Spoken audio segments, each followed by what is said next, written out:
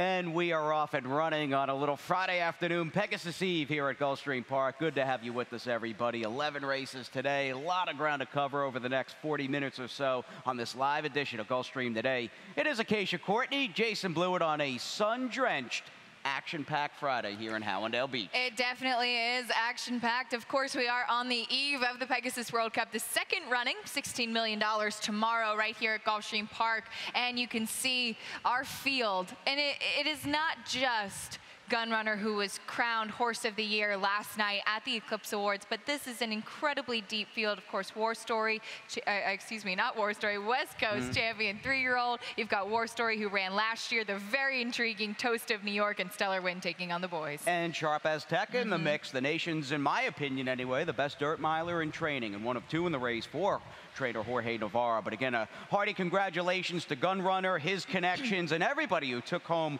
hardware last night at the 2017 and 18 Eclipse Awards dinner here at Gulfstream Park. Little rundown, again, advanced wagering, full card, advanced Pegasus Day wagering available today at Gulfstream Park. So definitely check that out. And speaking of the Friday action, ooh, the pressure's on this Pegasus Eve. It is. We have 11 races on tap today. Our first post will be 12:35 p.m. this afternoon. And as we said, if you can't make it out to the track tomorrow, don't forget, tomorrow you do need a ticket. If you don't have tickets yet, head to PegasusWorldCup.com. The gates do open at 9 a.m. If you're joining us today, you can get some of your wagers in. If you're like me, maybe you forget come post time. And here's a rundown. You talk about a history-defining, action-packed day of racing. This is like a late January Breeders' Cup caliber card with the $16 million Pegasus, the 8th and final stake on an afternoon where we run a slew. In fact, 8 six-figure races. Good stuff there. Now, we also want to mention, too, it goes along with the territory. You have big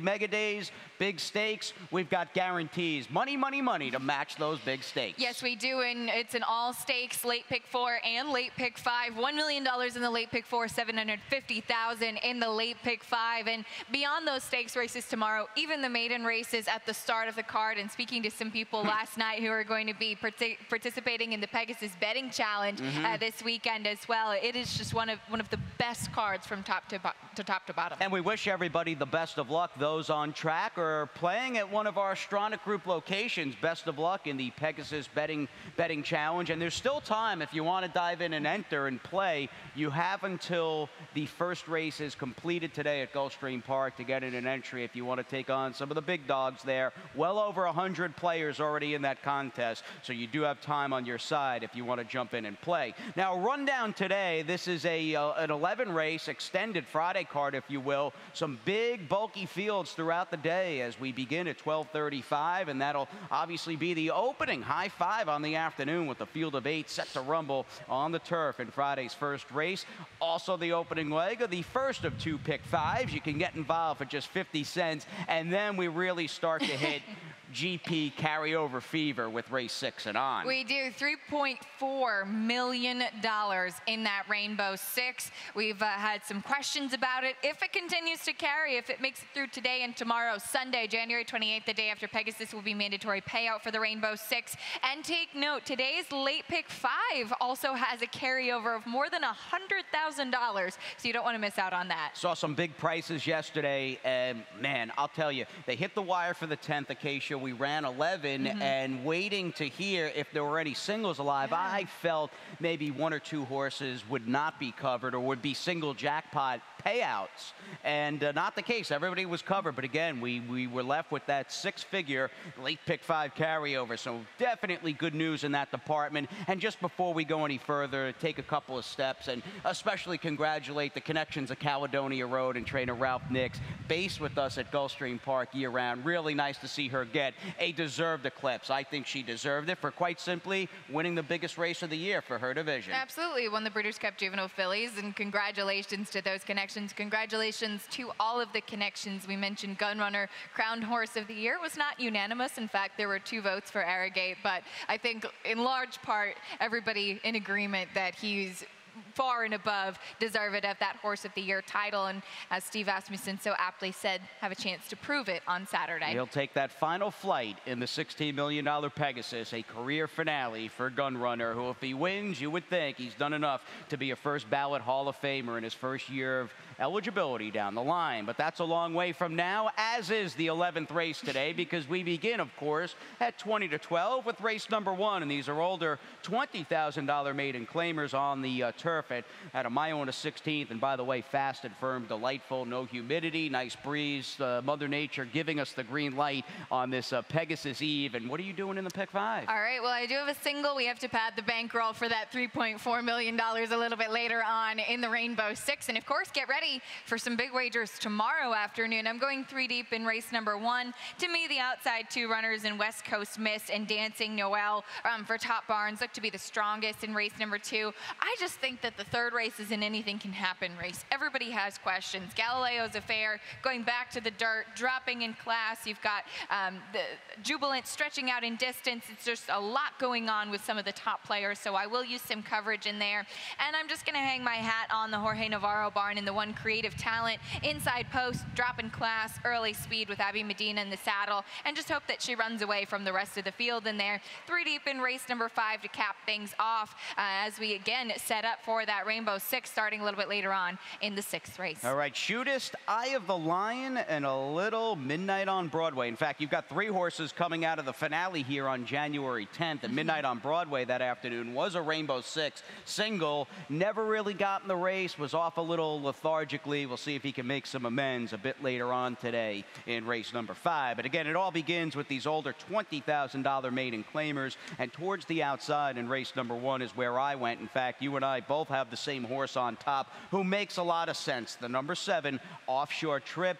Big fan of Deneb, relatively speaking, like them last time. And to be honest, with this horse stretching out and running so well at 7.5 furlongs, I don't think distance will be an issue for him. No, I don't think distance is the issue at all. He has some natural early speed, which is always to his benefit. You're going to have the main run and gun horse to the inside in Dino Dude, but he's going to get a little bit of extra distance to run with today, going the mile and a 16th, and I think that he can kind of be in that first flight and be forwardly placed. Had an outside post last time too, post 12, whereas here there's only an 8-horse field to start things off, so I think that he's certainly coming in strong, and Alan Goldberg's horses have been running very well. They have, and Ralph Nix in his first start for the barn since being crowned an Eclipse winner with Caledonia Road has my runner-up. And your third horse, the 8, Diplomatic Shaft, who's got Edgar Zayas aboard, who's a bit of an unknown here at this level on the turf, and that's one of the things I think she has going for her. Yeah, she certainly does. It's a significant drop in class when you look at her past turf form, but she's only ever been exposed against special weight on the turf. Absolutely. Race number 2 this afternoon. We get on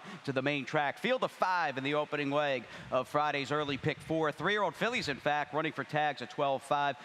2 scratches, including a likely heavily bet had she stayed in the race in the 2 Fabriana. And off that, you're looking at, I think, a couple of short prices towards the outside and very much a pair of first out winning second-time starters today who have good connections in the 6 West Coast Miss. Could this be a bit of foreshadowing for, well, horse named West Coast here tomorrow for Gary and Mary West, who have this daughter of Power Broker with Jason Service, and then the number 7, Dancing Noel, who, as we go back and show you her debut victory from Gulfstream Park right towards the end of 2017, I thought she ran really well. I don't know what was in the race, but the fact that she was hooked so aggressively, say from the quarter pole, right above the 3/16 pole, lost the lead, and then would resolutely and fight her way to get the victory again and won this race by a clear length and change.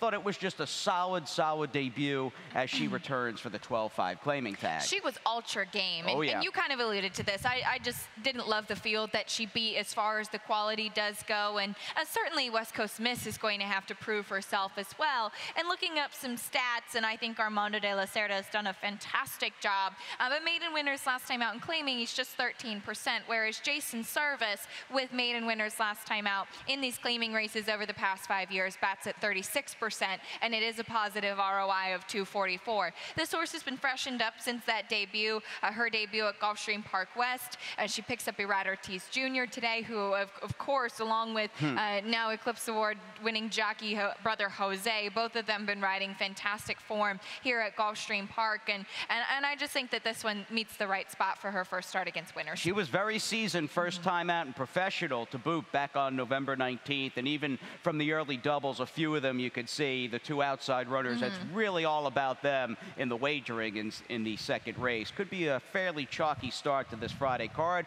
We'll see if it opens up as we turn the page and we get on to race number 3. We'll stretch it out on the main. These are 3-year-old fillies in this $25,000 maiden claimer, and my feeling in taking Dancing Noel on top in the second, I am really hoping that starts a solid run today for trainer Armando de la Cerda, who does have that comfort in numbers in race 3. Not only does he send out the 2 Galileo's Affair, he also has the 5 Rocket Queen, who he's running first off the claim for Midwest Thoroughbreds. Now, in the case of Galileo's Affair, I do believe she will stay this trip on the dirt. And to me, that was really the biggest question surrounding just about everybody in here. Who can stay the mile? I do think with her grinding, late-running style, she might just be the one who's standing at the end. And she actually has gone a distance before. She's gone 2 turns on the turf. She's gone a mile and 16th on the dirt when they tried her in the Florida Sire Stakes just in her second career start. But if you have a horse that you think even has the potential to be competitive in a race like that, it's $400,000 throughout the summer. With these Florida-bred younger horses, it's absolutely one that you have to take a shot with. She ran an okay 4th. I do think that she's kind of a horse that they haven't really been able to figure out, trying turf and dirt and just kind of going back and forth. So they slice her tag too. She goes to the 25,000. I think that she's in the right spot. But as I alluded to earlier, there's just lots of questions throughout this field.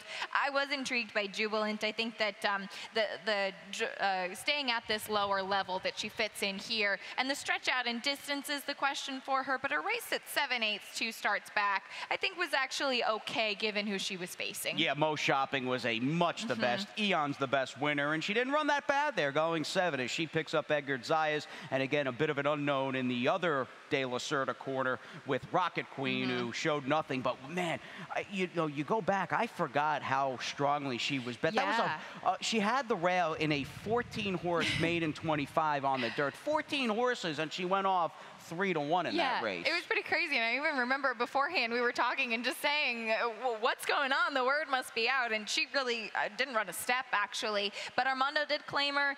She stays at this level. The blinkers do go on. We'll see what we get from her today. Absolutely. Claimed exactly 4 weeks ago off trainer Brian Lynch. So you know you're getting a horse, second-time starter or not, who's in very good shape physically and certainly healthy. Now, moving on to race number 4 today, we stay on the main track with this 6 furlong older filly mare, 3 lifetime 6250 claimer, and there's been plenty, and he runs a lot of horses, but feels like over the last few days there's been quite a bit of talk of trainer Jorge Navarro. Obviously, War Story and Sharp Azteca gearing up for tomorrow's $16 million Pegasus, and off a 2-win Thursday here, and he's second in the trainer standings.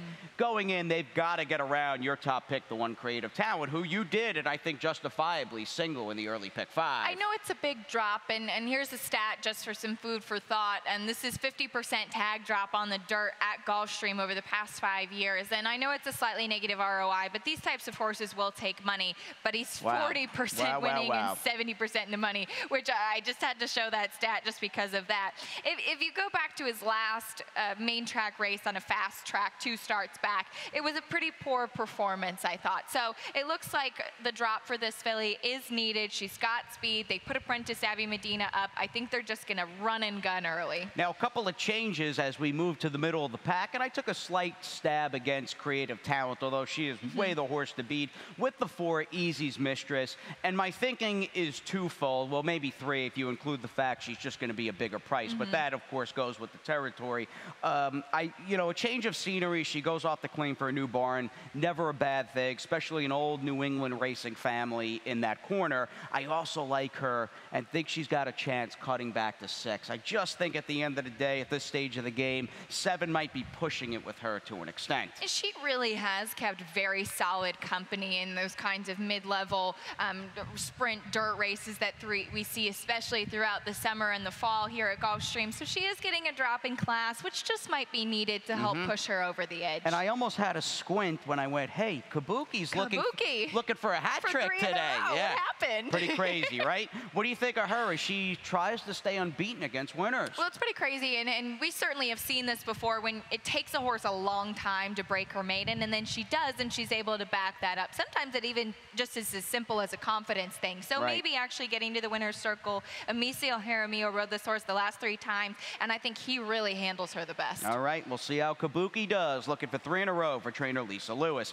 5th race on the card, nearly at that gigantic Rainbow 6, but we've got one more before the pick 6 begins. Older 2 lifetime claimers running for tags of $6,250. They will meet at a 1-turn mile, and I think off the bat there's almost 2 schools here. You either are in the camp of the 3 horses, or at least one of the 3 coming out of the finale here on January 10th along with Midnight on Broadway, or you want Shootist, who, boy, does he seem really well spotted today. Even though he beat very little in his maiden win, he still has a big chance. It makes a lot of sense. He does.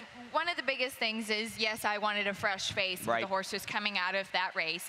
Also, he's back on the dirt, and I just think that his dirt races are significantly better than his turf races. Joe Catanese actually really started off the Gulfstream Championship meet with a bang. He's had some horses really running well. Edgar Zayas stays up. I know that he didn't beat a strong field 2 starts back, and Dino Du loves to run second, but he got the win, and even his 2 races on the dirt prior to that were strong enough, I think, to win here. He's a big player. I would use him no matter what kind of multi-race wager I was betting, the early 5, the early 4, what have you. But the 4 Midnight on Broadway, I'm going to give him one more chance, and maybe in hindsight a case, and I know he is who he is, but it just seemed like over that track, harrowed but good with plenty of moisture in it, he just never really got out of first gear. And I do think, even though he's a 2 lifetime bottom level claimer here, he's a better horse than what he showed last time out. He certainly is, and this is a very sharp barn. We've said this over and over again. Second off the claim for Yvonne Belsour, who has had some really nice winners, some good prices as well throughout the meet. And the short comment is away last time out. And yes, he got off slow. He was the favorite, but you're right, he just never really got into the race. So I think second off the claim, the races prior to that were good enough to be in contention. All right, as we turn our attention to Carryover Central, Rainbow, a late 5, and a whole lot more after this. And Gulfstream is pulling away.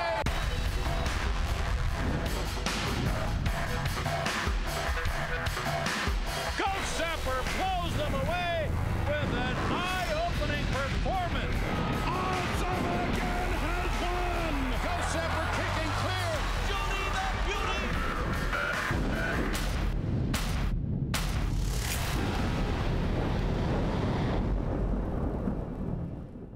On January 27th, the world's richest thoroughbred horse race returns. The Pegasus World Cup Invitational. 12 of the world's best horses compete for a record $16 million purse. It's an unforgettable entertainment experience you won't want to miss. At Gulfstream Park, one of Florida's premier entertainment destinations. Tickets on sale now at PegasusWorldCup.com. PegasusWorldCup.com, GulfstreamPark.com, alive and well on this Pegasus Weekend 2018. Give us a follow as well on social media and let us know the time you're having here tomorrow afternoon. Should be fun. Putting a new coat of paint on the old gal here at Gulfstream Park. She looks great. It's going to be a fun weekend, and let's make some money here, shall we? All right. Well, we have a big carryover just to start today, $3.4 million. And just a reminder, there is advanced wagering available today on the entire Pegasus World Cup Day card for tomorrow. But here's my Rainbow 6 ticket. I wanted to spread in the first race. I'm using 4 horses. I almost didn't use 2-step time. And then we had a pretty key scratch of Songer in the first leg of the Rainbow 6. So I ended up including 4 horses. Really nice competitive race to start things off. Late pick 5 starts in the 7th. I'm just going to use 2 horses in there. I think Hope's Roar and Swapple, to me, look to be the strongest. I'm going to go 3 deep in the 8th race, a nice $30,000 claiming event. Ninth race going 2 deep as well. Purely Boy and Sportscaster. Looks like Mike Maker and Dale Romans both could have a couple of big days today. 2 deep in the 10th race. Just going to use a couple there. That's another very solid race with some interesting runners. And as we get to the nightcap, I like a big price on top in Best of Enemies. That's my long shot today, right on top. So 3 deep there. Stepped it up a bit, 57.60. I'm glad I included Best of Enemies on my late pick 5 ticket. All I'm right. happy to hear that. That horse has got a bit of a look to him in today's last, second time out, picking up Edgar. But it begins this Rainbow Six as that carryover continues to inch up. And again, a mandatory payout if there's no single jackpot winner today or tomorrow on Pegasus Day here Sunday afternoon. But race 6 did have a big early scratch of the Todd Pletcher trained Song Air. And that leaves us with the Irish bred Barney Rebel as a major player. Now, I don't have this horse in the top 4, even with the scratch, but there's no denying I thought Horatio Caramanos, in a race we'll show you right now, just rode this 10-year-old so well. Final start of his 9-year-old campaign. Now, Song Air's the one in the back in the white cap highlighted. He ran gigantic, getting up to win with the less than perfect trip. But as they go towards the head of the stretch, we'll just freeze it right there. And looking at the number 4 horse on this day, Barney Rebel. Horatio Caramanos in a bit of a tight spot, but there was no panic. He didn't hit the brakes. He didn't yank a hold of this horse and drag him back. He just kept his position inside as we roll it again. And, man, this horse just angled smoothly from between, got out in the clear 4 wide or so, and put up that old clear trip on the outside. And, man, he looked home free in deep stretch, didn't he? And Song Air somehow got outside and just cut him down at the wire. It still is pretty amazing that Song Air was able to get up and actually win that race, but I thought Barney Rebel was closing really well. And I remember, first of all, it's a fantastic name. I love the name. I think it's very great. Cute. But I remember on Preakness weekend on May 20th back at Pimlico, this horse drew in off the AE list and knocked me out of the pick 4 or whatever it was that I was playing, and I've always had an eye on him since. Mary Epler does a great job. I thought Horatio really handled this horse well. He picks up Joel Rosario today. I still did land on the 2 global entry. And the biggest reason for this, it looks like the main speed is going to come from the 5 change, will do you good. A couple of the other horses, Barney Rebel included, have just that late running style. I thought global entry could be up close to whatever the pace scenario is. I know it's been a long time since he's won, but he's kept some really good company. He's run some really good races. He always shows up for Bobby DeBono, so I'm hoping today is his day. He makes a lot of sense, and he may trip out and be up close to what could be a slowish pace here, and that might also help the 8-bird Humor, who, although he seems to run no matter how the race unfolds, he can lay close and still finish. And last time out, you saw that race that Barney Rebel ran in back on December 13th. That's actually 2 back for Bird Humor. Closers, clearly, I mean, that race was just bursting apart at the seams, so I won't hold that loss at 3-1 against Bird Humor. And it just strikes me as a little odd, and you go, that Reed Nagel has sent this horse back to Gulfstream Park, even though at this time of the year, you would think Bird Humor could do a lot of damage at Tampa Bay Downs. Yeah, absolutely. He ran a solid second last time out in a handicap race at Tampa, but I think he really likes the track here at Gulfstream, and he's done very well here locally. So we'll see. He's just been an ultra consistent horse. Yeah, he's just as tough as they come. Consistent, doesn't get any headlines, but shows up, does his job. We're fans of Bird Humor, and obviously trainer Reed Nagel as well. As we move on, our race number 7, another turf race here in this mega Rainbow Six, and the opening leg of that $100,000 late pick 5, and a rundown as to how I see things. Fairly late in the day, and you got a real favorite here, but a last chance situation for the number 5 Hope's Roar in this opening leg. He gets one more chance off a race where he looked home free and still let the horse inside of him come back and beat him. The anchor, speaking of Mike Maker, you talked about Dale Romans and Mike hopefully having a big day. I like Purely Boy in the 9th. I still feel, even though he needs a lot to go his way, and he's going to need a good trip, some pace, etc., I still think he's a cut above those horses for 16 Gs. Yeah, he looks to be very tough to beat in there. Interesting to see. A couple of the other runners may not be quite as good, but as you're saying, trip and luck and racing luck will really be paramount for him. And it's my daily spreadathon in race number 11, and I'm glad, not even knowing Acacia's thoughts, that she had her eye on a big-priced horse and sneaky-looking horse in Best of Enemies. Glad I included that one in race number 11, which you'll hear about in just a few moments. But it begins with Hope's Roar, and I totally understand somebody saying, you know what, I just can't do it. She was 7-5 last time in a 10-horse field. She was well clear in deep stretch, and she still lost the race. As we backtrack to December 29th, you can see for yourself, this was like one of those classic snatching defeat from the jaws of victory. Got a great ride from Luis Saez, covered up, angled out, 3 wide. Here she comes in the white blinkers. Okay, at this point, and I remember singling her in the early pick 5, you're going, well, I mean, the only question is how much is she going to win this race by? She's clear, and watch this horse to her inside in Vortex Road, who not only re-engages, re-rallies, and comes back to beat her down inside. That being said, she still looks like she's the best horse going into this race, right? She does, and it's kind of one of those things that if you bet Hope's Roar last time, that is an incredibly heartbreaking defeat. It was a huge performance from Vortex Road to come back and win like that. Looking at the field that Hope's Roar faces today, I'm in agreement with you. I think that she's got to win here. This looks to be the spot she keeps Luis Saez.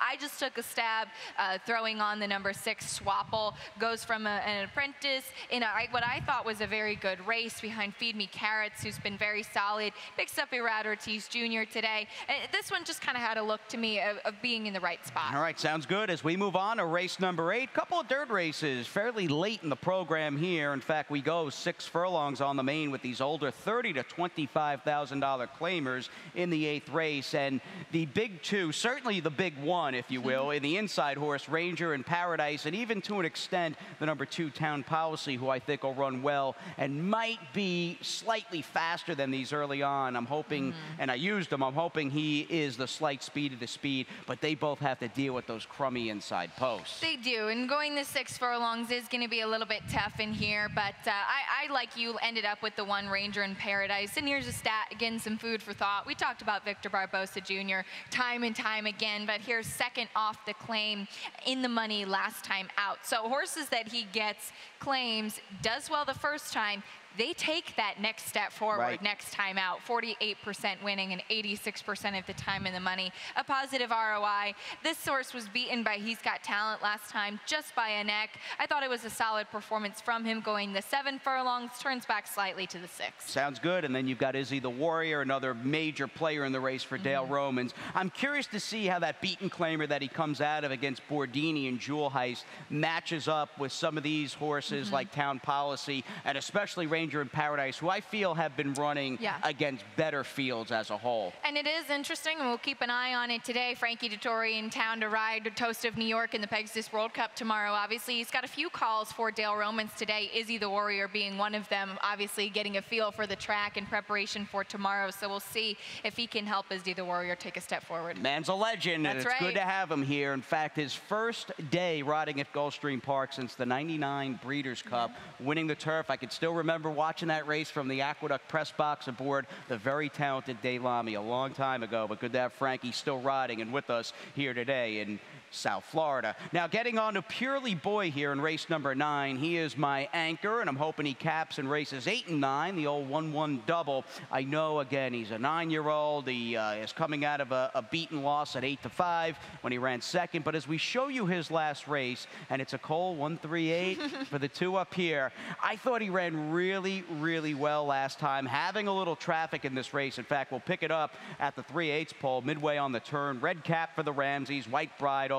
Where you going? I mean, the field bunches up, and he's just got nowhere to go. But to the credit of Tyler Gaffalione, he doesn't, I think, overreact in the sense of just taking a hold and completely checking out. He still tried to keep his position, and he's able to get himself outside. He just cannot catch Sinatra, the two, who had that explosive turn of foot and was gone. But Purely Boy, another good effort out of him, even though he lost as the favorite. And Sinatra got the jump on him, too. Oh, yeah. He had a much clearer path. He went outside earlier. He was already clear by the time Purely Boy actually got out of that traffic. So I'm right there with you. I think he's in a good spot. And all in all, in his last few races, he's kept some good company. We talked about Songyer already, and even to Craziness, who was putting back-to-back wins together. He's run against those horses recently. Sportscaster has been a horse that we've seen quite a bit of. He's always kind of right there. Maybe the wins are few and far between, but last time out, he ran a solid second here at Gulfstream. So I just figure he's always one that's right there in the mix. And the second consecutive race for Dettori, riding for Dale Romans. And in fact, they'll finish off their own little pick 3 from the rail in race number 10 today. Final dirt race on the card. It'll go to 2-turn, Mile 16th. Older fillies and mares in this other than allowance optional claimer. And Dettori and Dale have the one driver's girl. First horse I've seen Dale for Team Valor International. So good to see those two entities together, and the third with Dettori in the mix. It is indeed, and it's a bit of an interesting horse, and you have to imagine with Frankie in the saddle, this horse might get some attention and just some food for thought. Obviously, we're big fans of the work that Dale Romans does do, but first after the trainer switch, going from turf to dirt, that's what this horse was doing, and I was curious to see, and it's just not something he really does. So I see you didn't even use this horse at all in the top 4. Been working well on the main track here at Gulfstream. It's just 1 for 9 over the past 5 years. I wanted to just see one from her. I know you go back to that Presque Isle race on the synthetic 2-back, and she ran well. If she runs like that, she could certainly figure, but I just needed to see one first. Me too, just not my cup of tea. A fairly short-priced horse who, again, might be a little underlaid with Frankie riding, who's never started on the dirt. I got to see one. And speaking of dirt, that is not a question with the 2-No Sweat. Where she stands in terms of, I think, her overall ability and quality at this stage of the game is, I would look at this as Todd stretches her out off like a 2.5-week layoff, which is pretty quick for the barn. It is. This seems like a pivotal crossroad type of race for No Sweat. It does. It looks like they're trying to get her in a spot where she can win and really prove herself. Last time out, she was the favorite. She was beaten by an upset winner in Magali, who we'll see actually in stakes competition tomorrow. So we'll see what we get third off the layoff and stretching out in distance. And speaking of Magali, Devilish Romance, my top pick and your second horse, who took to the dirt perfectly last time. She was the one that beat Magali. I'm looking for her to come right back. Although the question, to be fair with her, she's got to stretch out, not only win on the dirt again, she's got to do it around 2 turns. So some question marks with No Sweat and even Devilish Romance as the 2 likely choices in race number 10. We'll do the 11th quickly here so you can get those Friday scratches and changes in both the late 5 carryover and the Rainbow close with this 3-year-old filly 12-5 maiden claimer. This was me after looking at this race. Amen. I just don't know where to go. I probably off that took one of the shorter priced horses in the 9, Stroll Action, who is coming out of, as far as the last race, a buyer near 50 might win this race today from here to GPW. Yeah, it certainly could. This horse figures on that last performance when they added the blinkers. I went off just some notes from last time out, and a horse that had a look. I found out afterwards when I saw the line that she's 20 to 1. So that's my long shot play of the day. I think Best of Enemies, who made a nice physical impression on me last time, gets the blinkers. Edgar Zayas up with Jose Velez. You ready for one of our best friends? I'm ready. All right, that's the one and only, the big man, Pete Aiello, Ron Nicoletti joining Acacia and myself throughout the day from our paddock set, and the big man, Pete Aiello, coming up right now with those Friday Pegasus Eve scratches and changes.